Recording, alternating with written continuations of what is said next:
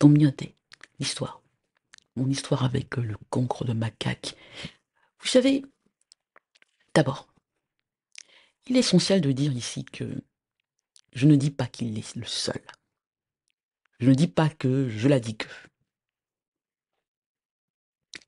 Je ne dis pas que je la dis que n'est pas également non seulement coupable, mais responsable.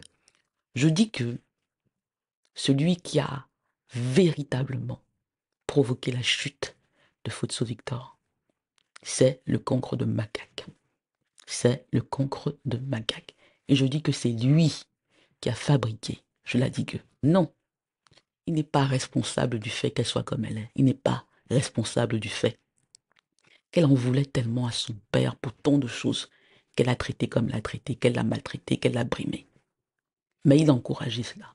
Il lui a permis, pendant plus de 10 ans, de rester à la tête de la société parisienne de Fotso Victor. Des connivences, serpents à deux têtes. Ils font papa, papa, papa, papa.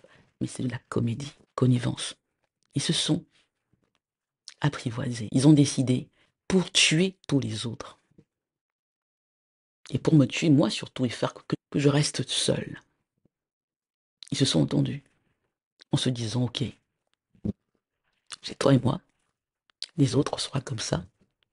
On a des règles, on va se disputer sur beaucoup de choses, mais on va la partager ça. Voilà, c'est l'histoire dont je ne dis nullement. Je ne suis pas par un tour de passe-passe en train de dire que je la dis que n'est pas responsable et qu'elle n'est pas qui elle est. Tout ce que j'ai déjà dit sur je la dis que, je le maintiens.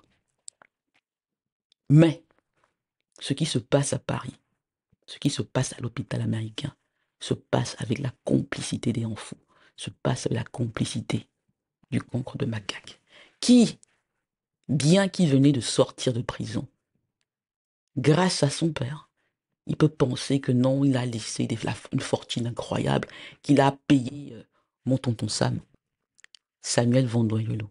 Mais c'est pas ça. Si Fotso Victor avait été méchant, s'il avait été rancunier, s'il avait voulu tuer son fils, il avait dit, c'est la fin de ma vie. Et ce cancre-là, qui a tout détruit, je veux le laisser mourir en prison. On le lui aurait permis, c'est le Cameroun. Mais il a laissé sortir le cancre de macaque. Mais, pour vous montrer que tout n'était pas clean, qu'il ne lui a pas pardonné, qu'il savait que j'allais venir après lui, c'est qu'il ne demande pas qu'on le gracie. Il ne demande pas qu'on le gracie. Il lui laisse la marque de Caïn, qui est le signe qu'il est coupable d'un parricide et qu'il a essayé d'être coupable aussi de fratricide en tuant sa sœur, sa demi-sœur en situation de handicap. Donc, mon père fait ça, mais il sait que je suis armé. Il sait que je ne vais pas le laisser. Il sait que on va le tenter, ce sera difficile même. Je suis, en dépit de tout, bien qu'étant passionné, je suis discipliné.